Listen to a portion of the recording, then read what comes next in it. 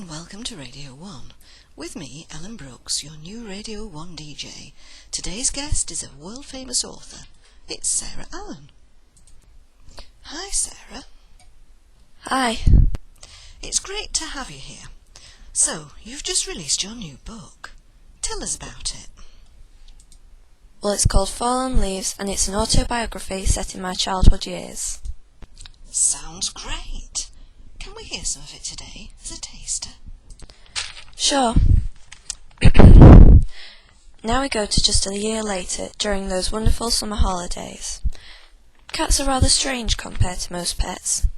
Instead of you being the cat's owner, you seem to become its servant, or at least the cat seems to think so anyway.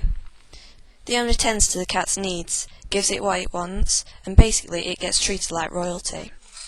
Sure, we hate it when the cat turns your new, very expensive sofa into its own scratching post, even when it's got a perfectly good one that you bought for it, or when it brings in a dead mouse that it just caught and starts chewing on it right in front of you while you're trying to eat your dinner.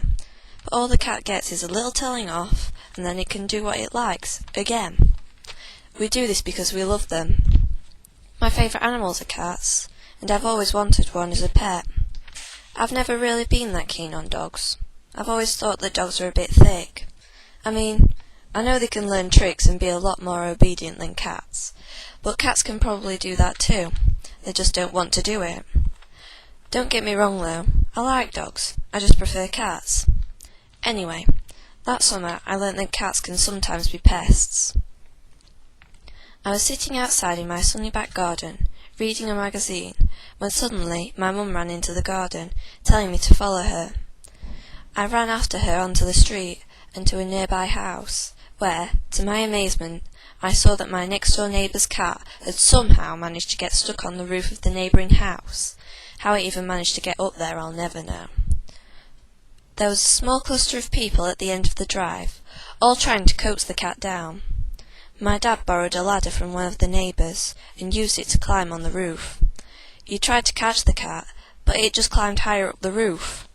Eventually, he gave up, and we all went inside our own homes, hoping that it might be easier to catch in a few hours' time. I had just gone into my house when I remembered that I was going to go to my friend's house. So I started to walk back up the street. As I strolled past the house where the cat was stranded on the roof, and I glanced towards the cat. It was still there, mewling helplessly.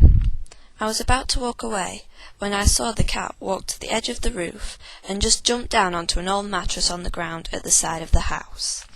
It wasn't stuck up there at all. That morning, when it used my mum's newly planted flower bed as a litter box, it probably thought to itself, I know, I'll wind everyone up today and make them think that I'm stuck on a roof. Oh, well, that was great.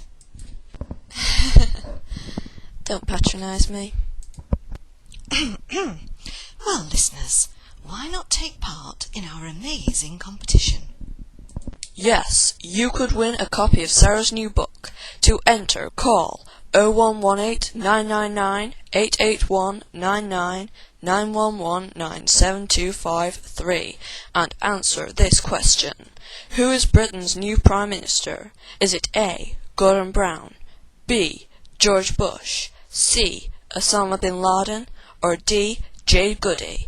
But let's face it, one of the Radio 1 crew members will probably win it anyway.